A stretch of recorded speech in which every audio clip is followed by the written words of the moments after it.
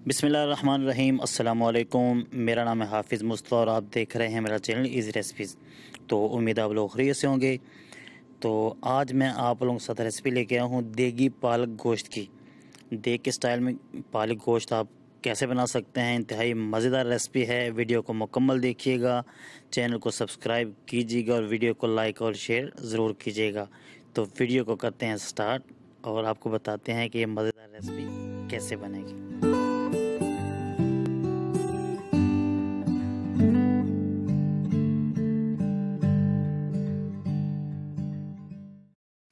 बिस्मिल्लाह में एक बर्तन हम चूल्हे पे डालेंगे, उसमें हम पानी डालेंगे और सबसे पहले हम पालक को बॉयल कर लेंगे। तो पहले स्टेप के अंदर हम पालक और गोश्त को हमने बॉयल कर लेना है। और गोश्त का आपको मैंने बता दूं कि मैंने बकरे का गोश्त लिया है, आप गाय का हो या भैंस का गोश्त भी ले सकते हैं।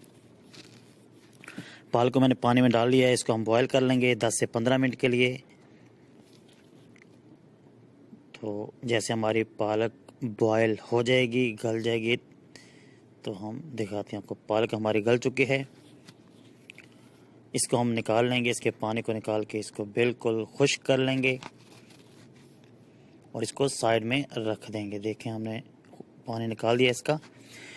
अब इसी बर्तन के अंदर हम दोबारा पानी डालेंगे और इसमें हम डालेंगे गोश्त। जैसे कि मैंने आपको बताया कि मैंने बकरे का गोश्त लिया है 1 किलो और 2 गुट्ठी पालक की ली थी मैंने। इसमें थोड़ा सा हम प्याज डालेंगे और थोड़ा सा नमक भी डालेंगे। तो प्याज हम इसलिए डालेंगे, इससे क्या होगा, इसकी जो गोश्त के अंदर एक स्मेल होती है वो ख़त्म हो जाएगी। जब भी आप गोश्त बॉयल किया करें तो थोड़ा सा प्याज डाला करें, इससे गोश्त की जो स्मेल होती है वो ख़त्म हो जाती है। तो एक प्याज मैंने लिया था ये बड़े साइज़ का, उसको बारीक बारीक काट लिया था। थोड़ा सा भी इसके अंदर नमक ऐड कर देंगे, इसको हम बॉयल करेंगे यहाँ तक कि हमारा गोश्त गल जाए। तो आप ये सेम प्रोसेस अपने कुकर के अंदर भी कर सकते हैं, लेकिन मैं खुले बर्तन में इसको कर रहा हूँ। इसमें थोड़ा टाइम ज़्यादा लगेगा और कुकर में जल्दी गल जाता है गोश्त।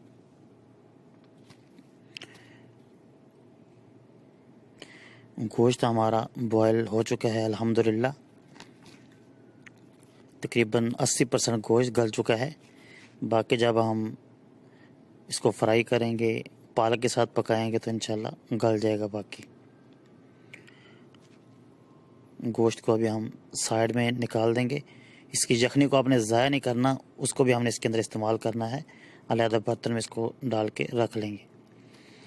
तो अभी इसी कढ़ाई के अंदर, जो कि मेरी फेवरेट कढ़ाई है, पहले तो नॉन स्टिक थी, तो दूसरा चमचा यूज़ करने की वजह से नॉन स्टिक वाला सिस्टम तो ख़त्म हो गया है।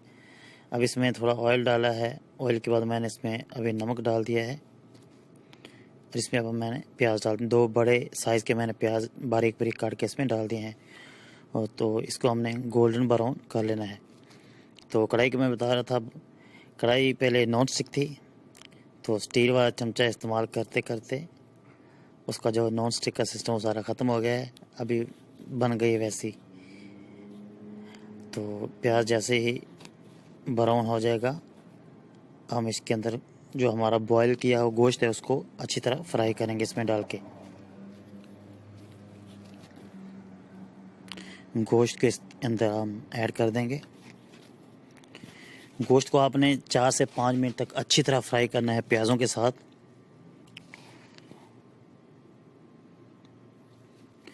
तो अगर आपके पास नॉन स्टिक बर्तन है तो आप उसके अंदर जो स्टील का जो चम्मच वगैरह है वो यूज़ ना किया करें, लकड़ी का यूज़ कर लिया करें या जो नॉन स्टिक के साथ आता है वो इस्तेमाल किया करें। इस वजह से जो मेरी कढ़ाई है उसकी बुरी हालत हो गई है। बर्तन मेरे पास और भी हैं, लेकिन पता नहीं ये कढ़ाई मुझे क्यों ज़्यादा पसंद है। बाकी बर्तन मैं इस्तेमाल नहीं करता, इसी को ही बार बार इस्तेमाल करने का दिल करता है। तो अच्छी तरह गोश्त फ्राई हो चुका है। इसमें 3 से 4 खाने के चम्मच अदरक का पेस्ट डाला है, इसको भी हम अच्छी तरह भून लेंगे। तो जैसे कि मैं कह रहा था कि कढ़ाई मेरी बहुत फेवरेट है, तो अभी हम साथ इसमें لہسن کا پیسٹ ایڈ کر دیں گے 2 سے 3 کھانے کے چمچ۔ میں کیونکہ سعودی عربیہ میں رہتا ہوں، پاکستان جیسی سہولت میرے پاس نہیں ہے، پاکستان میں جو آسانی سے کڑھائیاں مل جاتی ہیں وہ ادھر نہیں ملتی، تو سادی چند ٹکڑے دار چینی کے اس کے اندر ایڈ کر دیں گے اور اچھی طرح مکس کریں گے ان کو۔ 4 سے 5 بڑی الائچی ڈالیں گے اس کے اندر، اور تھوڑا سا سوکھا دھنیا پسا ہوا ڈالیں گے اس کے اندر، اور اس کو بھی اچھی طرح مکس کر لیں گے۔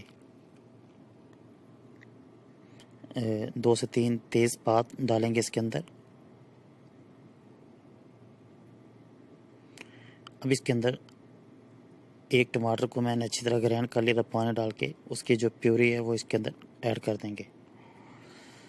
تو پاکستان میں الحمدللہ بات میری ختم نہیں، تو اس کے اندر ہم لال مرچ ایڈ کر دیں گے اپنی گول ثابت لال مرچ، تو ساتھ اس میں ہلدی اور تھوڑی سی لال مرچ ایڈ کر دیں گے اپنے ٹیسٹ کے مطابق۔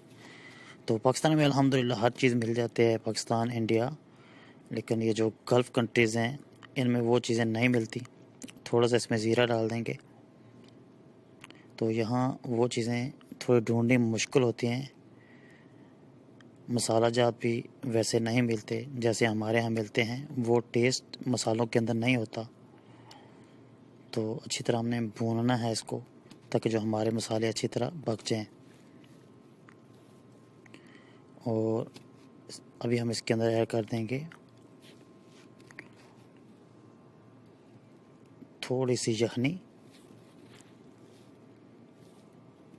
تاکہ جو ہمارا مسالہ ہے وہ نیچے نہ لگے۔